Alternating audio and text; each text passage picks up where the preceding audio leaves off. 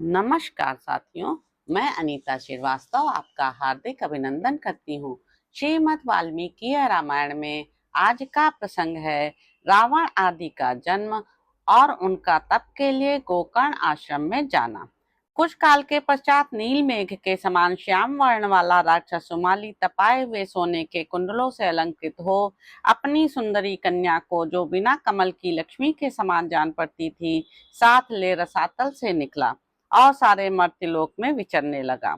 उस समय भूतल पर विचरते हुए उस राक्षस राज ने अग्नि के समान तेजस्वी तथा देवतुल्य शोभा धारण करने वाले धनेश्वर कुबेर को देखा, जो पुष्पक विमान द्वारा अपने पिता पुलत्स्य नंदन मिश्रवा का दर्शन करने के लिए जा रहे थे। उन्हें देखकर वह अत्यंत विस्मित हो मर्त्यलोक से रसातल में प्रविष्ट हुआ। सुमाली बड़ा बुद्धिमान था। वह सोचने लगा, क्या करने से हम राक्षसों का भला होगा, कैसे हम लोग उन्नति कर सकेंगे। ऐसा विचार करके उस राक्षस ने अपनी पुत्री से, जिसका नाम कैकसी था, कहा, बेटी, अब तुम्हारे विवाह के योग्य समय आ गया है, क्योंकि इस समय तुम्हारी युवावस्था बीत रही है। तुम कहीं इंकार न कर दो, इसी भय से श्रेष्ठ वर तुम्हारा वरण नहीं कर रहे हैं। पुत्री, तुम्हें विशिष्ट वर की प्राप्ति हो, इसके लिए हम लोगों ने बहुत प्रयास किया है, क्योंकि कन्यादान के विषय में हम धर्म बुद्धि रखने वाले हैं। तुम तो साक्षात लक्ष्मी के समान सर्वगुण संपन्न हो। बेटी, सम्मान की इच्छा रखने वाले सभी लोगों के लिए कन्या का पिता होना दुख का ही कारण होता है, क्योंकि यह नहीं पता चलता कि कौन और कैसा पुरुष कन्या का वरण करेगा। माता के, पिता के और जहाँ कन्या दी जाती है, उस पति के कुल को भी कन्या सदा संशय में डाले रहती है। अतः बेटी, तुम प्रजापति के कुल में उत्पन्न श्रेष्ठ गुण संपन्न पुलत्स्य नंदन मुनिवर विश्रवा का स्वयं चलकर पति के रूप में वरण करो और उनकी सेवा में रहो। पुत्री, ऐसा करने से निसंदेह तुम्हारे पुत्र भी ऐसे ही होंगे जैसे ये धनेश्वर कुबेर हैं।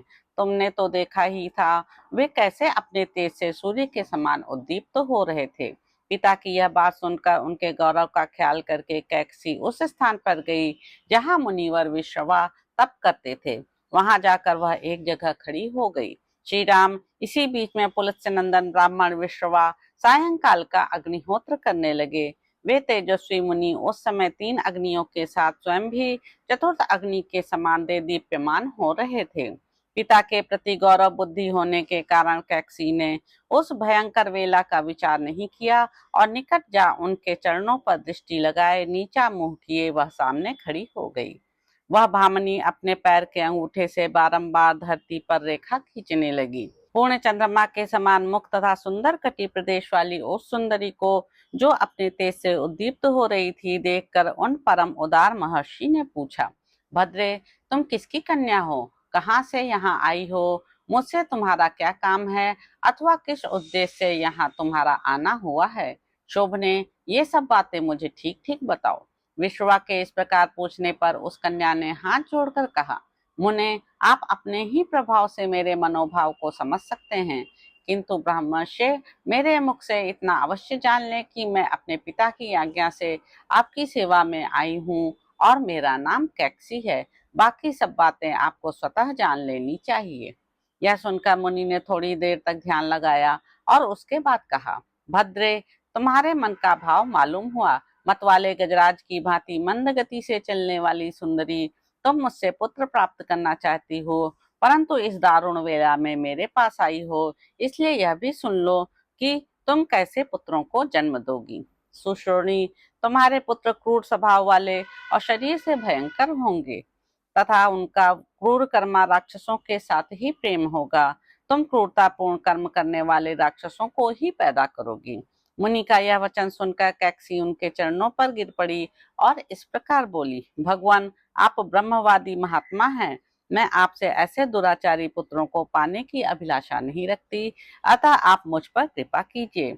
उस राक्षस कन्या के इस प्रकार कहने पर पूर्ण चंद्रमा के समान मुनिवर विश्रवा रोहिणी जैसी सुंदरी कैकसी से फिर बोले, शुभानने, तुम्हारा जो सबसे छोटा एवं अंतिम पुत्र होगा, वह मेरे वंश के अनुरूप धर्मात्मा होगा, इसमें संशय नहीं है। श्री राम मुनि के ऐसा कहने पर कैकसी ने कुछ काल के अनंतर अत्यंत भयानक और क्रूर स्वभाव वाले एक राक्षस को जन्म दिया, जिसके 10 मस्तक, बड़ी बड़ी दाढ़ें तांबे जैसे होंठ, 20 भुजाएं, विशाल मुख और चमकीले केश थे। उसके शरीर का रंग कोयले के पहाड़ जैसा काला था। उसके पैदा होते ही मुंह में अंगारों के लिए कौर लिए गीदड़ियां और मांसभक्षी गिद्ध आदि पक्षी दाईं ओर मंडलाकार घूमने लगे। इंद्रदेव रुधिर की वर्षा करने लगे। मेघ भयंकर स्वर में गरजने लगे। सूर्य की प्रभा फीकी पड़ गई। पृथ्वी पर उल्कापात होने लगा।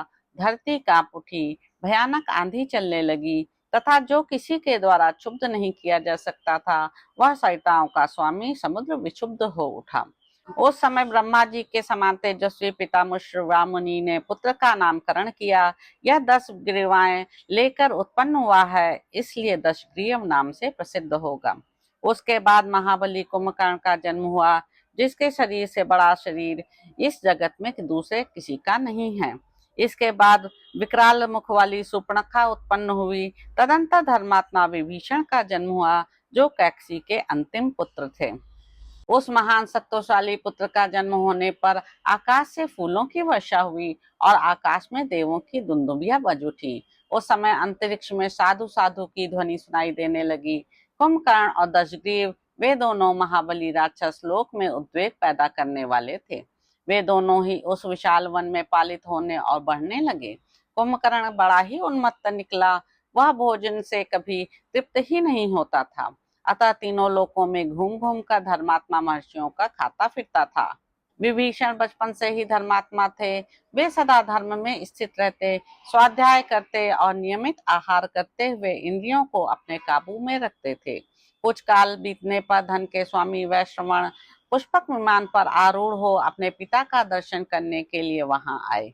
वे अपने तेज से प्रकाशित हो रहे थे। उन्हें देखकर राक्षस कन्या कैकसी अपने पुत्र दशग्रीव के पास आई और इस प्रकार बोली, बेटा, अपने भाई वैश्रवण की ओर देखो, वे कैसे तेजस्वी जान पड़ते हैं। भाई होने के नाते तुम भी इन्हीं के समान हो, परंतु अपनी अवस्था देखो कैसी है। अमित पराक्रमी दशग्रीव मेरे बेटे, तुम भी ऐसा कोई यत्न करो जिससे वैश्रवण की ही भांति तेज और वैभव से संपन्न हो जाओ। माता की यह बात सुनकर प्रतापी दशग्रीव को अनुपम अमर्ष हुआ। उसने तत्काल प्रतिज्ञा की, माँ, तुम अपने हृदय की चिंता छोड़ो। मैं तुमसे सच्ची प्रतिज्ञा पूर्वक कहता हूँ कि अपने पराक्रम से भाई वैश्रवण के समान या उनसे भी बढ़कर हो जाऊंगा। तदंतर उसी क्रोध के आवेश में भाइयों सहित दशग्रीव ने दुष्कर कर्म की इच्छा मन में लेकर सोचा, मैं तपस्या से ही अपना मनोरथ पूर्ण कर सकूंगा। ऐसा विचार कर उसने मन में तपस्या का ही निश्चय किया और अपनी अभीष्ट सिद्धि के लिए वह गोकर्ण के पवित्र आश्रम पर गया। भाइयों सहित उस भयंकर पराक्रमी राक्षस ने अनुपम तपस्या आरंभ की। उस तपस्या द्वारा उसने भगवान ब्रह्मा जी को संतुष्ट किया और उन्होंने प्रसन्न होकर उसे विजय दिलाने वाले वरदान दिए। तो इस प्रकार साथियों, उत्तरकांड में निहित 9वां सर्ग यहाँ पर समाप्त होता है। इसके अगले अंक में आप जानेंगे कि रावण आदि की तपस्या और वर प्राप्ति। तो अब आपसे अगले अंक में मुलाकात होगी। मेरे YouTube चैनल संवाद विद अनीता को लाइक करें, शेयर करें, सब्सक्राइब करें। धन्यवाद साथियों।